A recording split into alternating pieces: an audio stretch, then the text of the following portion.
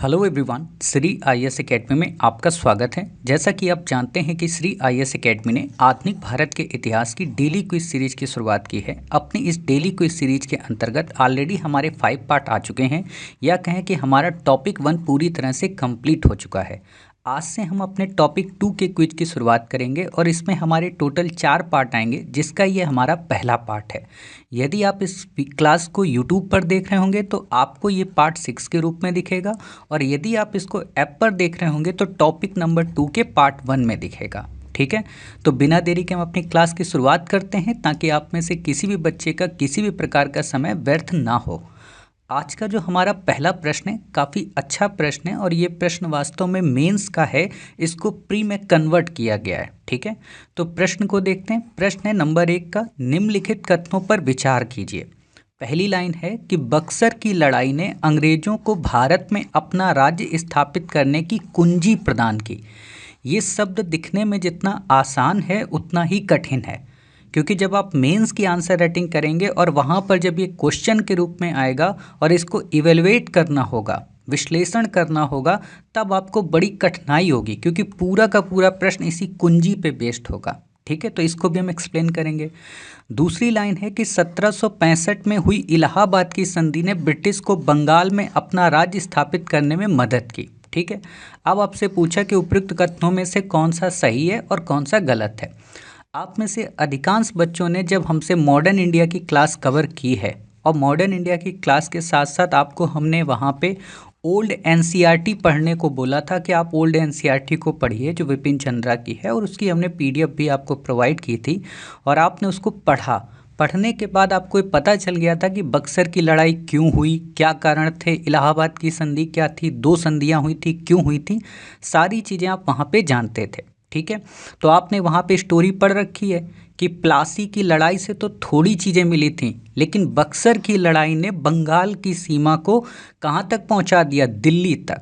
ठीक है, तो इसने क्या किया, बक्सर की लड़ाई ने भारत में अपना राज्य स्थापित करने में मदद दी, कुंजी प्रदान की। अब कुंजी कैसे प्रदान की, इसको मैं आपको एक्सप्लेन कर देता हूँ क्विज के रूप में। पहली चीज़ क्या है कि आप मुझे बताइए 1764 में जब बक्सर की लड़ाई हुई, ठीक है, 1764 अक्टूबर के टाइम पीरियड पे जब लड़ाई हुई, तो आप मुझे बताइए कि इसके बाद अंग्रेज़ों को क्या मिला। इसके बाद अंग्रेज़ों को क्षेत्र मिला, अंग्रेज़ों को रेवेन्यू मिला, और यहीं से द्वैत शासन की शुरुआत होती। तो अंग्रेज़ों को पैसा मिला, पावर मिली, टेरिटरी मिली। ठीक, और इसी पैसे, पावर और टेरिटरी का इस्तेमाल करते हुए अंग्रेज़ों ने क्या किया, दक्षिण भारत में एक एक करके सबको हराने लगे।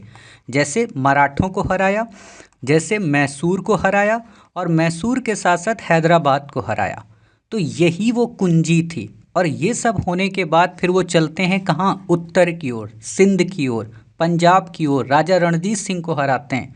ठीक है, तो ये प्रोसेस वास्तव में यही था कि बक्सर की लड़ाई ने उनको वो मजबूती दी। जैसे आप में से अधिकांश बच्चे, ठीक है, जो यूपीएससी की तैयारी कर रहे हैं, और तैयारी करने के दौर में ही आपको अगर कोई छोटी सी जॉब मिल जाती है, तो उस जॉब से आप क्या क्या कर सकते हो, आपकी फाइनेंशियल सिक्योरिटी स्ट्रांग हो जाएगी, आपके रिश्तेदारों की बकवास बंद हो जाएगी, और आपके उन अपनों की वो डाउट या शंका खत्म हो जाएगी, जो ये सोचते थे अरे यार ये कुछ नहीं बनेगा या नहीं बनेगी, है ना। और फिर उसके बाद आप जो चाहे सो करो, फिर तो कोई दिक्कत ही नहीं है। तो वही इनके साथ हुआ।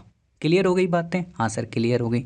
बाकी जब मेंस के आंसर राइटिंग कराएंगे तो वहाँ पे इसको डिटेल में और डेप्थ में कराएंगे। मतलब ये लाइन हमारी क्या है, सही है। तो यहाँ पे हमने पहले को सही किया। अब पहले को जो ही सही किया तो ही हमारा ये गलत हो जाएगा, ठीक है, और ये वाला भी गलत हो जाएगा। अब हम दूसरे को चेक करते हैं। कह रहा 1765 में हुई इलाहाबाद की संधि ने ब्रिटिश को बंगाल में अपना राज्य स्थापित करने में मदद की। तो आपको ही पता है कि इसमें जब संधियाँ हुई थी, 2 संधियाँ हुई थी। पहली संधि जो हुई थी वो शाह आलम द्वितीय, जो उस समय का मुगल सम्राट था, ठीक है, उसके साथ हुई। इसको पहली संधि बोलते हैं, 12 अगस्त 1765 को। ठीक है, इस संधि के तहत क्या हुआ कि कंपनी को बंगाल, बिहार और उड़ीसा की दीवानी प्राप्त हो गई। ये भी एक क्वेश्चन बनता है कि इलाहाबाद की संधि के तहत अंग्रेजों को किन क्षेत्रों की दीवानी प्राप्त हुई। दीवानी का क्या मतलब होता है, दीवानी का मतलब होता है कि वहाँ का रेवेन्यू का अधिकार, ठीक है, वहाँ के प्रशासन का अधिकार। ये मिल गया कंपनी को। ठीक है, क्लियर हो गई बातें? हाँ सर क्लियर हो गई। तो ये चीज़ यहाँ पर मिली। अब यहाँ पर ये चीज़ जब मिली तो एक तो ये मिल गई, ठीक है, और दूसरा यहाँ पे इलाहाबाद की जो द्वितीय संधि होती है उससे कई उसको क्षेत्र मिल जाते हैं और अवध की जो स्थिति होती है वो कमज़ोर हो जाती है। ठीक, तो इसीलिए कहा जाता है कि इसने राज्य स्थापित करने में बंगाल में मदद की थी, क्योंकि बंगाल, बिहार, उड़ीसा की दीवानी मिल गई और अवध की जो कंट्रोवर्सी थी वो ख़त्म हो गई। क्लियर हो गई बातें? तो ये हमारे यहाँ पे 1 और 2 दोनों ऑप्शन सही हो गए। ठीक, इतना ही आपसे प्रश्न पूछा जाएगा। अब यहाँ पे हो सकता है कि यूपीएससी इसको एक अलग टाइप के प्रश्न में कन्वर्ट कर दे। क्या कन्वर्ट कर दे? आपको इसको दे सकता है कथन के रूप में और इसको दे सकता है कारण के रूप में। ठीक है, आपको इसको कथन, इसको कारण के रूप में। तो आप यहाँ पर एक चीज़ ध्यान रखिएगा कि ये दोनों स्टेटमेंट सही हैं। ठीक है, ये दोनों स्टेटमेंट सही हैं और ये दोनों एक दूसरे की व्याख्या भी हैं। क्यों? क्योंकि कुंजी यहाँ पर मिली और राज्य यहाँ स्थापित हुआ, क्योंकि इलाहाबाद की संधि इसी से रिलेटेड है। ठीक है, अगर इलाहाबाद की संधि यहाँ पर ये न जिक्र करता है ना, और ये 1765 डेट न जिक्र करता, तो हम कह देते कि दोनों के जो व्याख्या है वो डिफरेंस है, क्योंकि बक्सर की लड़ाई से ही इलाहाबाद की संधि जुड़ी हुई है, तो इसकी व्याख्या यही है। क्लियर हो गई बातें? युग्म वाला प्रश्न आएगा तो एक युग्म, वैसे युग्म वाला आएगा नहीं, क्यों नहीं आएगा? क्योंकि एक युग्म, यहाँ पे 2 ही स्टेटमेंट है ना, 3 होते तो चल जाता, तो युग्म वाला तो प्रश्न यहाँ बन ही नहीं सकता है, तो आप उसको छोड़ सकते हैं। ठीक, बाकी यहाँ पे डिटेल आप पढ़ सकते हो। अब यहाँ पे एक प्रश्न ये भी बनता है, मैं आपको आगे पढ़ाऊँगा, ठीक है, और मैंने आपसे क्वेश्चन भी पूछा था, आप में से बहुत सारे बच्चों ने वेंसी टाट का जिक्र किया है ना, तो आपको पता होना चाहिए कि हेक्टर मुनरो ने बक्सर के युद्ध का नेतृत्व किया था। ठीक, और दूसरी चीज़ क्या है, आपसे क्वेश्चन पूछा जा सकता है कि गठजोड़ किनका किनका था, तो सुजा-उद-दौला ये अवध का नवाब था, मीर कासिम ये बंगाल का, और शाह आलम द्वितीय मुगल बादशाह। ठीक है, और आपको यही सारी चीज़ें मैंने पढ़ाई भी हैं, तो आप डिटेल में और डेप्थ में मॉडर्न इंडिया का जो जीएस फाउंडेशन की क्लास है वहाँ पे जाके कवर करिए, आपके एक एक कॉन्सेप्ट वहाँ पे क्लियर हो जाएंगे। ठीक है, अगला क्वेश्चन देखो, ये जो टॉपिक है ना महाराजा रणजीत सिंह का, पिछले कई वर्षों से इस पर प्रश्न नहीं आया है, और आप ये मानकर चलिए कि किसी भी समय, चाहे वो 2025 में आए, 26 में आए या 27 में आए, आने की संभावना प्रबल है। ठीक है, तो प्रश्न पूछा जा सकता है, तो हम इसको फिर भी पढ़ते हैं। प्रश्न क्या है? प्रश्न है, महाराजा रणजीत सिंह के संबंध में नीचे दिए गए कथनों पर विचार कीजिए। पहला स्टेटमेंट, इन्होंने सतलज नदी के पश्चिम के सभी सिख प्रधानों को अपने अधीन कर पंजाब में अपना राज्य कायम किया। ठीक है, दूसरा है, इन्होंने जीते हुए क्षेत्रों में मुगल भू राजस्व व्यवस्था के स्थान पर एक नई व्यवस्था आरंभ की।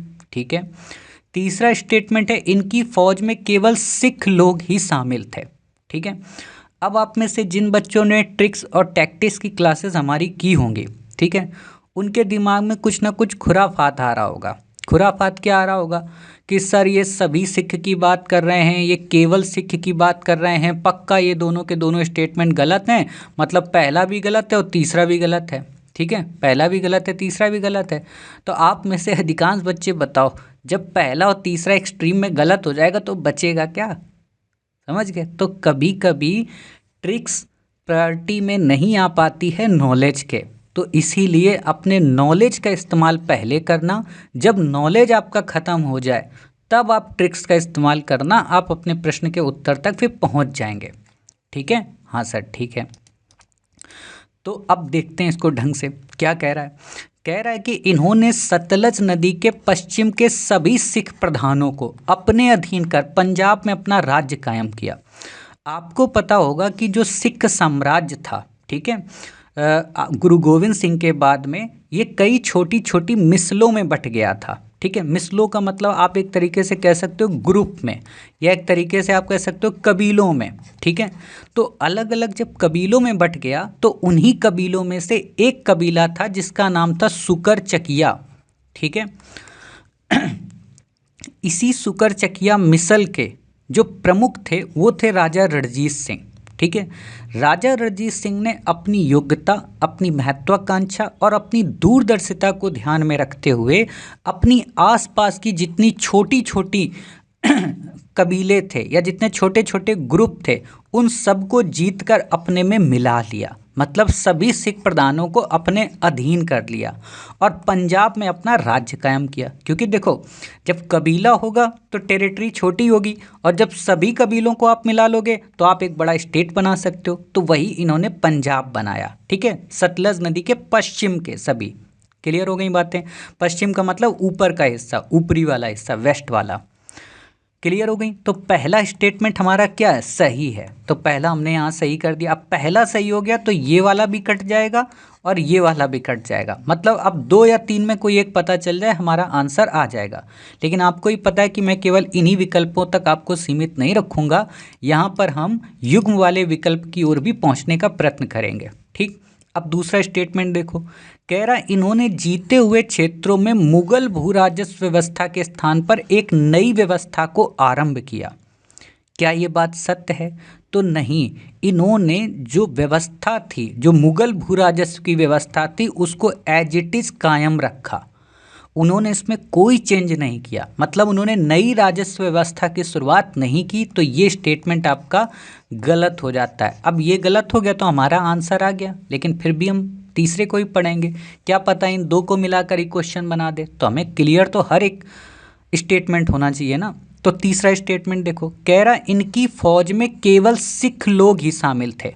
ये एक बहुत ही कंट्रोवर्शियल लाइन हो जाती है। कंट्रोवर्शियल का मतलब ये नहीं कि इस पे इतिहासकार मतभेद किए हुए हैं। कंट्रोवर्शियल का मतलब ये है कि लोग यही समझते हैं ना कि राजा रणजीत सिंह हैं, सिख को प्रमोट करते हैं, तो पक्का वो क्या कहते हैं, सिखों की बात करेंगे। जैसे अभी मैं परसों के दिन वीडियो देख रहा था, ठीक है, दिवाली थी, आपको पता है। तो जैसे हमारे यहाँ पंजाब है वैसे पाकिस्तान में भी पंजाब है, ठीक है। और पाकिस्तान के जो पंजाब प्रांत थे वहाँ की जो सीएम है, चीफ मिनिस्टर जो हैं, उनका नाम है मरियम नवाज, ठीक है। उनका मैं एक वीडियो देख रहा था। तो मरियम नवाज दिवाली मना रही हैं, ठीक है, और दिवाली की शुभकामनाएं दे रही हैं और हर एक हिंदू को पूरा एक एक शब्द के साथ कि हिंदू बिरादरी, सिख कम्युनिटी और जो इस्लाम के लोग हैं सबको बधाइयाँ दे रहे हैं, ठीक। अपने यहाँ हो तो अरे यार फतवा जारी कर दो, है ना। या अपने यहाँ जो हिंदू कम्युनिटी के लोग हैं, है ना, वो ईद की बधाई देने में 100 बार सोचते हैं, रमज़ान की बधाई देने में 500 बार सोचते हैं, स्टेटमेंट लगाने से अरे यार क्या हो जाएगा। और यही चीज़ मैं आपको सिखाता भी हूँ कि नेता क्या करता है आपको इससे कोई मतलब नहीं है। आप एक सिविल सेवक हो, आप एक आईएएस हो, और जब आप पाकिस्तान में जाओगे, मान लो आपको एज अ ब्यूरोक्रेट भेजा गया और एज अ ब्यूरोक्रेट भेजने के बाद आपको इनवाइट किया गया पाकिस्तान के इंडिपेंडेंस डे पे 14 अगस्त को, तो आपको मोहम्मद अली जिन्ना के बारे में पूरी बातें बतानी है, वहाँ जिन्ना का जय जयकार करना है, क्योंकि डिप्लोमेसी की फर्स्ट क्या कहते हैं, कह सकते हो शर्त होती है। तो वही काम मरियम नवाज ने किया। आप वीडियो देखकर ये नहीं कह सकते हो कि यार ऐसा कैसे हो सकता है कि मरियम नवाज जो नवाज शरीफ की बेटी है ऐसे बोल सकती है, और इस तरीके से, मतलब, और जो शब्दों को उसने चुना था, क्या गजब के शब्द थे भाई साहब, ठीक है। और ऐसा नहीं कि उसने दिखावे के लिए दिवाली की शुभकामनाएं दी। देखो, जो स्टेटमेंट अंतरात्मा से आता है वो अलग ही होता है, ठीक है। तो हमारे यहाँ का कोई चीफ मिनिस्टर करके देखे ऐसा काम, है ना, कि वो मुसलमानों की ईद में या रमज़ान में जाए और उनकी तारीफ़ करे, ऐसा नहीं करते हैं। क्यों? क्योंकि उनको हिंदू पॉलिटिक्स करनी है, समझ रहे। लेकिन वो चीफ मिनिस्टर कहाँ की? पंजाब प्रांत की, और उसको ही पता है कि पंजाब में माइनॉरिटी में कहते हैं कौन है? मुस्लिम, ठीक है। पंजाब में मेजॉरिटी में कौन से? हिंदू कम्युनिटी। तो इसलिए एक राजा को या कहें एक नेता को अपनी पॉपुलेशन को ध्यान में रखकर ही पॉलिसी बनानी पड़ती है। क्लियर हो गई बातें? हाँ सर, क्लियर हो गई। खैर, वापस आते हैं। तो क्या इनकी फौज में केवल सिख लोग ही होंगे? तो नहीं, क्योंकि राजा रणजीत सिंह सिख होने के बावजूद भी सेकुलर पर्सन थे, धर्मनिरपेक्ष। ये लाइन याद रखना, क्योंकि यही लाइन आपको प्रश्नों में मिलेगी कि राजा रणजीत सिंह का जो धर्म के प्रति विचार था वो धर्मनिरपेक्षता का था, मतलब सेक्युलरिज्म को प्रमोट करते थे, अर्थात वो सबके साथ सबके विकास की बात करते थे। इसीलिए उनकी सेना में सिख तो छोड़ो, उनकी सेना में मुसलमान भी थे, उनकी सेना में हिंदू भी थे, उनकी सेना में गोरखा भी थे, उनकी सेना में यूरोपियंस भी थे, ठीक है। तो ये लाइन यहाँ पे आपकी गलत हो जाएगी। क्लियर हो गई बातें? हाँ सर क्लियर हो गई बातें। अब एक बात बताओ, अगर प्रश्न में आ जाए कि राजा रणजीत सिंह अपने राज्य को सिख राज में कन्वर्ट करना चाहते थे, ठीक है, तो भी तो गलत हो जाएगा ना, क्योंकि जब सिख को वो केवल प्रमोट ही नहीं कर रहे तो सिख राज्य की बात कहाँ से करेंगे? ठीक है, तो सिख राज्य की उन्होंने बात ही नहीं की। क्लियर? उन्होंने सबके साथ सबके विकास की बात की। तो ऐसी लाइन भी आएगी, उसको भी आप क्रॉस कर देना। ठीक, तो उम्मीद है आपको मेरी बात समझ में आ गई और ये आपका क्विज पूरी तरह से कंप्लीट सॉल्व हो गया। देखो कई बार क्या होता है कि कई क्विज आपको मिलेंगे, ठीक है, जो आपकी दिमाग के ऊपर से चले जाएंगे। और इसकी वजह क्या होती है? इसकी वजह होती है क्लासेस। आप जिस इंस्टीट्यूट में पढ़ कर आए हो या जिस इंस्टीट्यूट से आपने पढ़ा है या जिन बुक्स को आपने पढ़ा है, उन बुक्स में इनको जगह नहीं दी गई। ठीक है, तो इसीलिए कई बार क्या होता है कि आपके नॉलेज से बियॉन्ड चले जाते हैं। बट मेरा ये मानना होता है कि आज के टाइम पे यूपीएससी जिस तरीके से अपने आप को चेंज कर रही है ना, रीथिंक कर रही है, रीडिज़ाइन कर रही है क्वेश्चंस को, तो वहाँ इसको स्कोप दे सकती है। और जब ये स्कोप देगी तो ये मान के चलो कि 50% बच्चा इस टॉपिक को नहीं पढ़कर जाएगा। और यदि आप गए हो तो आप यहीं से फिर लीड ले लोगे और आपका प्रीलिम्स में अच्छे अंक आ जाएंगे। क्लियर हो गई बातें? ठीक है सर, अब आगे बढ़ते हैं। आगे देखो क्वेश्चन, अभी मैंने हिंट दे दिया था, अब आप इस क्वेश्चन को खुद करके बताओ कि इसका आंसर क्या होगा। उम्मीद है कि आपने इसका आंसर निकाल लिया होगा वीडियो को पॉज करके। ठीक, तो क्वेश्चन देखते हैं क्या कह रहा है। क्वेश्चन है, निम्नलिखित कथनों पर विचार कीजिए। पहला स्टेटमेंट, रणजीत सिंह ने पंजाब को पूर्णतः सिख राज में तब्दील कर दिया था। अभी मैंने आपको बताया कि वो बंदा जब सेकुलर है तो वो एक धार्मिक स्टेट की बात क्यों करेगा, तो ये लाइन गलत हो गई। देखो ये शब्द दिमाग में अगर आपके फिट है कि वो बंदा सेकुलर है, तो सेना में भी आएगा तो भी सेकुलर, स्टेट में भी आएगा तो भी सेकुलर, तो दो स्टेटमेंट ऑटोमेटिक कट हो जाएंगे एक वर्ड से। ठीक, तो आपने देख लिया सेकुलर, तो ये लाइन क्या हो गई? गलत हो गई, तो आप यहाँ पे कट कर दो, ये भी कट हो जाएगा। ठीक है, क्योंकि स्टेटमेंट गलत है। अगला क्वेश्चन क्या कह रहा है, 19वीं सदी के आरंभ में। अब आपको पता है कि 19वीं सदी का आरंभ का मतलब क्या हुआ? 1801 से लेकर 1810 का टाइम। ठीक है, या कह सकते हो 19वीं सदी का मतलब 1801 से लेकर 1899। ठीक, तो 19वीं सदी के आरंभ में अंग्रेजों द्वारा, अब अंग्रेजों की जगह कई जगह ब्रिटिश लिखा होगा तो भी वही बात है, अंग्रेजों द्वारा सतलज नदी के पूर्व के सिख राज्यों को अपने संरक्षण में लेने का रणजीत सिंह ने सशस्त्र संघर्ष के द्वारा विरोध प्रकट किया। पीछे की क्लास में आपने क्या पढ़ा? सतलज के पश्चिम के क्षेत्रों को उन्होंने जीता, तो पूरब का एरिया बचा रह गया ना, तो उन पूरब के क्षेत्रों को अंग्रेजों ने जीता। अब अंग्रेजों ने क्यों? क्योंकि आपको पीछे की क्लास में पढ़ाया है, सॉरी इसी क्लास में पढ़ाया है कि बक्सर की जीत ने उनको कहाँ तक पहुँचा दिया था? दिल्ली की सीमा तक। अब जब वो दिल्ली तक आ गए तो हरियाणा पंजाब यहाँ भी जाएंगे, तो इसी चीज़ को कहा गया पूरब। तो जब पूरब के राज्यों को अपने संरक्षण में अंग्रेज ले रहे थे 1810 के टाइम पीरियड में, तो क्या राजा रणजीत सिंह ने सशस्त्र संघर्ष किया था? क्या विरोध प्रकट किया था? आप कहोगे नहीं सर, यही बात तो हमने पढ़ी है, राजा रणजीत सिंह की यही तो एक कमी थी। और उसको लेकर यूपीएससी में प्रश्न भी आया हिस्ट्री ऑप्शनल में कि उन्होंने रुको रुको की पॉलिसी अपनाई, है ना, रुको रुको, अरे ठीक है यार कर लेंगे, कल कर लेंगे। जैसे आप में से बहुत सारे मक्कार बच्चे होंगे, है ना, अरे यार कल नोट्स बना लेंगे, कल प्रीलिम्स की पढ़ाई कर लेंगे, अरे जनवरी से पढ़ाई करेंगे भैया, अरे मार्च में टेस्ट सीरीज लगाएंगे तो मई तक हो जाएगा, है ना। ऐसे मूर्ख बच्चे जो होते हैं, और फिर परिणाम जिस दिन नहीं आता है उस दिन कहते हैं कि बताओ हमारा रिजल्ट नहीं आया।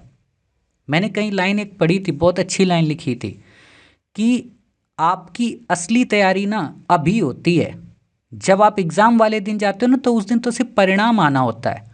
पूरा अभ्यास और पूरी मेहनत अभी के जो समय है आपके पास इसी में होगा। और यही जो चंद महीने हैं, जो चंद दिन आपके बचे हैं, 100 से 200 300 दिन, इन्हीं दिनों के जरिए डिसाइड होगा कि उस दिन पीडीएफ में नाम आएगा कि नहीं आएगा।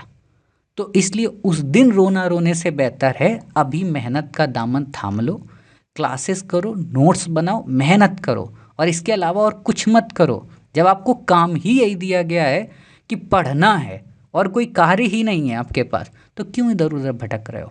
खैर ज़्यादा मोटिवेट मुझे करना नहीं है। तो इतनी बातें हम समझ गए कि सशस्त्र संघर्ष के द्वारा इन्होंने विरोध प्रकट नहीं किया, और यही कारण है कि जब इनका देहांत हो गया, जब इनकी मृत्यु हो गई, तो इसके बाद जब छोटी छोटी लड़ाइयाँ हुई, है ना, सुकरचकिया की लड़ाई, सॉरी सुकरचकिया की कह रहा हूँ, देखो मैं नाम भूल गया, बड़ी अच्छी वो लड़ाई है ना, चलिए याद आएगी मैं आपको बता दूंगा, है ना, बड़ा अच्छा नाम है उनका। वो 3 लड़ाइयाँ, 3 से 4 लड़ाई, जैसे मुदकी की लड़ाई है ना, ऐसे भैरोवाल की लड़ाई है, और एक लड़ाई और है, मैं भूल गया हूँ, याद आएगा मैं आपको बता दूंगा। अब कुछ बच्चे कमेंट करके बता देंगे सर ये वाली लड़ाई थी, है ना, तो वो मेरे दिमाग में है नहीं, आएगा तो मैं बता दूंगा। तो उस लड़ाई, वो छोटी छोटी लड़ाइयाँ होती हैं और बाद में जाके फिर पूरी तरह से समाप्त कर दिया जाता है अंग्रेज़ों के द्वारा, और दिलीप सिंह को यहाँ से पेरिस भेज दिया जाता है। ठीक है, ये चीज़ें आप पढ़ते ही हो लंदन वगैरह में, बाकी आपको यहाँ पे नहीं पढ़ना है। तो इस तरीके से आपका ये ऑप्शन क्या हो गया, कट गया। तो हमारा यहाँ पे क्या हुआ, डी ऑप्शन, मतलब कोई भी यहाँ पे सही नहीं है, दोनों के दोनों स्टेटमेंट क्या है, गलत। ठीक है, बाकी आप इसको डिटेल में पढ़ लीजिए। अब डिटेल में आप पढ़ोगे तो यहाँ मिल जाएगा, सहनशील और उदारवादी थे, राजा रणजीत सिंह का राज्य पंजाब में एक सिख राज्य नहीं था, है ना, रुको रुको की उन्होंने पॉलिसी अपनाई, चुप्पी साध दी, है ना, मौन व्रत, जैसे आजकल हमारे वर्तमान जो प्रधानमंत्री जी हैं मोदी जी, है ना, उनके स्टेट में, मतलब उनके शासन वाले स्टेट में जब कोई गड़बड़ी होती है ना तो चुप्पी साध लेते हैं। और यहीं पे मुझे उनका कैरेक्टर ना डाउटफुल लगने लगता है, यहीं पर मुझे लगता है यार कैसा है प्रधानमंत्री है कि जो मणिपुर पे माँ तक नहीं बोल पा रहा है ना, और बंगाल में छोटी सी घटना होगी तुरंत बकर बकर बोलना शुरू कर देगा, तब गुस्सा आती है, तब ये लगता है यार किस मिट्टी का इंसान बना हुआ है कि मणिपुर में लोगों को, जो देवियां हैं, है ना, उनको नग्न अवस्था में बिल्कुल प्रताड़ित किया जा रहा है, वहाँ उसको दुख नहीं हो रहा, और यहाँ पे मतलब जब बंगाल में होता है तो दिक्कत है, उत्तर प्रदेश में जलाया जाए कोई दिक्कत नहीं, ठीक है, और अगर हिमाचल में कोई घटना घट जाए तो दिक्कत है। गजब के लोग हैं भाई, पॉलिटिक्स करो ठीक है, लेकिन नैतिकता के पैमाने पर खरे भी तो रहो। और यही कारण है कि मोदी जी का वो जो चरित्र 2024 में था कि यार जो ये बंदा कहेगा वही होगा, वो अब खत्म हो गया। अब लोग सोचते हैं झूठ की प्राथमिक मशीन और फेंकने की प्राथमिक मशीन नरेंद्र मोदी जी, ठीक है। और यही होता है कि व्यक्ति का चरित्र ही सब कुछ बता देता है, आप कितने भी पॉपुलर हो जाओ लेकिन चरित्र आपका बता देगा कि आप सच में क्या हो। चलो इस क्वेश्चन को देखते हैं, अच्छा क्वेश्चन है, ठीक है। क्या है, आंग्ल मराठा युद्धों के संदर्भ में आपको पता है कि आंग्ल जो मराठा युद्ध हुए थे, ठीक है, वो टोटल 3 युद्ध हुए थे, और मैसूर के कितने हुए थे, 4, ठीक है। तो ये चीज़ें आपको याद रखनी कि मराठा 3 और मैसूर 4, ठीक। बाकी आपको स्टोरी में मैंने पढ़ाई रखा है मॉडर्न इंडिया में। तो इस क्वेश्चन को देखते हैं, और उम्मीद है आप पहले वीडियो को पॉज करके खुद सॉल्व करने की कोशिश किए होंगे। तो प्रश्न क्या कह रहा है, कह रहा है कि प्रथम आंग्ल मराठा युद्ध देवगांव की संधि के साथ समाप्त हुआ। जो पहला आंग्ल मराठा युद्ध था वो देवगांव की संधि के साथ समाप्त हुआ। दूसरा है कि द्वितीय आंग्ल मराठा युद्ध में सालबाई की संधि हुई, ट्रीटी ऑफ सालबाई। तीसरा है तृतीय आंग्ल मराठा युद्ध में मराठों की हार के बाद अंग्रेजों ने पेशवा के वंशानुगत पद को समाप्त कर दिया। क्लियर हो गई बातें, ठीक। आपको पता होना चाहिए जब आप पढ़ते हो आंग्ल मराठा युद्ध के बारे में, तो आप यहाँ पर सबसे इम्पोर्टेंट चीज़ क्या पढ़ते हो कि इस समय अंग्रेज क्या होते हैं कि वो 3-3 फ्रंट में लड़ाई कर रहे होते हैं, ठीक है, 3-3 फ्रंट में लड़ाई कर रहे होते हैं। 1782 का ये दौर होता है, यहाँ पर उनकी लड़ाई चल रही होती मैसूर से भी, मराठों से भी, हैदराबाद के निज़ाम से भी, और इवन अमेरिका में भी, ठीक है। अमेरिकन रेवोल्यूशन आपको पता है, ठीक। तो ये एक बड़ा खतरनाक दौर होता है। तो इस खतरनाक दौर में अंग्रेज क्या दिमाग लगाते हैं कि यार एक साथ तो हम सबसे लड़ नहीं सकते, एक काम करते हैं कि किसी एक के साथ संधि कर लेते हैं, ठीक है। तो उन्हीं में से जो सबसे फेवरेट या फेमस संधि जो होती है वो ट्रीटी ऑफ सालबाई होती है। तो प्रथम आंग्ल मराठा युद्ध जब समाप्त होता है तो जो संधि की जाती है वो ट्रीटी ऑफ सालबाई की होती है। क्लियर हो गई बातें, ट्रीटी ऑफ सालबाई का संबंध किससे, प्रथम आंग्ल मराठा। तो पहला स्टेटमेंट हमारा क्या हो जाएगा, गलत हो जाएगा, और दूसरा स्टेटमेंट भी क्या होगा, गलत हो जाएगा। क्लियर हो गई बातें, हाँ सर क्लियर हो गई। द्वितीय जो आंग्ल मराठा युद्ध होता है वो वास्तव में ट्रीटी ऑफ बशीन के कारण होता है, ठीक है। आपको पता होगा, आपने पढ़ा होगा 1802 में जो बाजीराव द्वितीय होता है, ठीक है, वो क्या करता है कि बसीन की संधि कर लेता है अंग्रेजों के साथ में, ठीक है। तो बाकी के जितने पेशवा होते हैं, जो पेशवा संघ होता है जिसमें भोसले, गायकवाड़, है ना, और क्या कहते हैं आपके ये सिंधिया, ठीक है, ये सब अलग अलग लड़ाई लड़ते हैं। और अलग अलग लड़ाई लड़ने के कारण इन सबको फिर बाद में अंग्रेज हराते हैं और अलग अलग संधियां करते हैं। किसी से देवगांव की संधि करते हैं, किसी से सुरजी अर्जन गांव की संधि करते हैं। तो उन्हीं में से एक है, मतलब देवगांव की संधि का संबंध द्वितीय आंग्ल मराठा युद्ध से है। क्लियर हो गई बातें। तो दूसरा स्टेटमेंट ये हो गया। अब तीसरा स्टेटमेंट है तृतीय आंग्ल मराठा युद्ध। ये होता है 1816 से 1819 के दौर में, ठीक। इस दौर में क्या होता है, पिंडारियों को लेकर इशू बनता है। एक मूवी आई थी, मुझे याद नहीं है, शायद वीर नाम की मूवी है सलमान खान की, और वो एक हीरोइन है शायद जरीन खान, है ना, और उसमें वो भी है, जैकी श्रॉफ भी है और मिथुन भी है, ठीक है। तो वो मूवी आई थी, उस मूवी में पिंडारियों को दिखाया गया। तो वास्तव में पिंडारी इसी तृतीय आंग्ल मराठा युद्ध से ही रिलेटेड थे, ठीक है, इसी तृतीय आंग्ल मराठा युद्ध से ही रिलेटेड थे। क्लियर। तो पिंडारियों ने जब मतलब क्या कहते हैं, ये तृतीय आंग्ल मराठा युद्ध में, क्योंकि ये साथ देते थे पिंडारी मराठों का, ठीक है, उसके बदले उनको पैसा वगैरह मिलता था। अंग्रेजों ने क्या किया, पिंडारियों पर हमला कर दिया। इस कारण तृतीय आंग्ल मराठा युद्ध शुरू हो गया। और इसी आंग्ल मराठा युद्ध में पूरी तरह से मराठा संप्रभुता को समाप्त करके इनके पेशवा के वंशानुगत जो पद था उसको समाप्त कर दिया गया। और जो यहाँ का बाजीराव द्वितीय था उसको कहाँ पर, कानपुर के बिठूर में निर्वासित करके भेज दिया गया, ठीक। ये चीज़ आप कहानी के रूप में पढ़ते हो जब मैं मराठों के संघर्ष के बारे में आपको पढ़ाता हूँ। बाकी आपको यहाँ पे याद रखने की ज़रूरत नहीं है, मतलब यहाँ पे केवल और केवल जो आपका स्टेटमेंट है वो तीसरा सही है, बाकी के सब गलत हैं, ठीक। तो इतनी बातें आपको याद रखना है। बाकी यहाँ पे आपसे कुछ क्वेश्चन नहीं पूछा जाएगा, देख रहे हो, बड़गांव के युद्ध में सुरजी अर्जन, ये सब चीज़ें आपको वहाँ मिलेंगी।